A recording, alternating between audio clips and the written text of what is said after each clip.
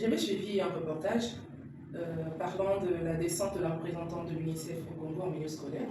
Et elle a eu à faire un constat de la non-présence de la jeune fille dans toutes les différentes classes du primaire. Partant de ce constat, selon vous, madame, quels sont les différents freins qui contribuent à la déscolarisation de la jeune fille?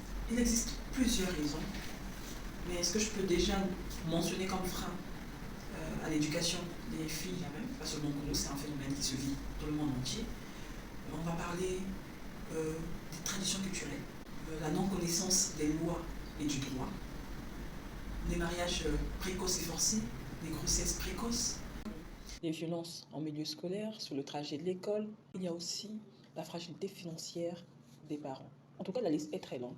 Mais voilà ce qui revient par rapport à tout ce que j'ai pu lire comme rapport des différentes organisations internationales en ce qui concerne l'éducation des jeunes filles. J'aimerais vraiment savoir quel est l'impact de la fragilité financière sur la scolarisation de la jeune fille. La fragilité financière des parents impacte tous les enfants, mais seulement on constate que ce sont les filles qui sont plus victimes des inégalités.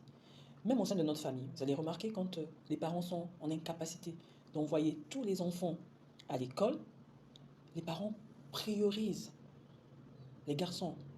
C'est par là, je veux dire que les parents font le choix de scolariser les garçons au détriment des filles ou de la jeune fille. On constate que 132 millions de filles dans le monde sont privées d'école. 63% des analphabètes dans le monde sont des femmes. Et une fille sur 4 n'a pas accès à l'éducation dans les pays en développement. On pouvait constater par là que les filles sont victimes des inégalités. Pensez-vous que la déscolarisation de la jeune fille aurait un impact négatif sur le développement de notre pays? Votre question me rappelle l'une des citations de M. Kofi Annan, ancien secrétaire général de l'ONU. Je cite, « Aucun instrument de développement n'est plus efficace que l'éducation des filles et l'émancipation des femmes. » Ce qui veut dire que les filles, les femmes ont un rôle important à jouer dans la société. Agir pour l'éducation de nos filles, c'est favoriser et contribuer au développement de notre pays. Vous savez, chaque année, passer sur les bancs de l'école permet à une fille de s'épanouir, de construire son avenir, de participer au développement de notre pays.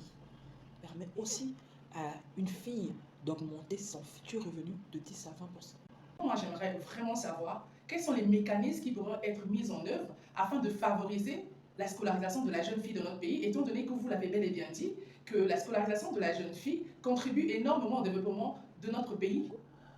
Il existe plusieurs mécanismes déjà, beaucoup d'initiatives, beaucoup de stratégies mises en place par les organisations internationales en République du Congo, le gouvernement congolais, les associations et autres.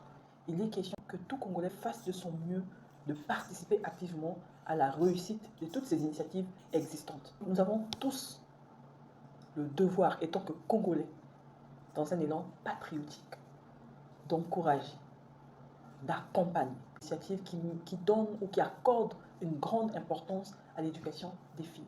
Car l'éducation de la fille constitue un levier important pour son émancipation. Une femme qui n'est pas émancipée ne peut pas contribuer au développement du pays. Il faut avoir des outils nécessaires pour apporter un pas pour qu'elle soit en mesure de participer au développement intégral de notre pays, le Congo. Selon l'article 28 de la Convention internationale sur les droits de l'enfant, de 1989, ratifié par 195 pays, dont notre pays, le Congo, l'éducation est un droit fondamental pour tous les enfants.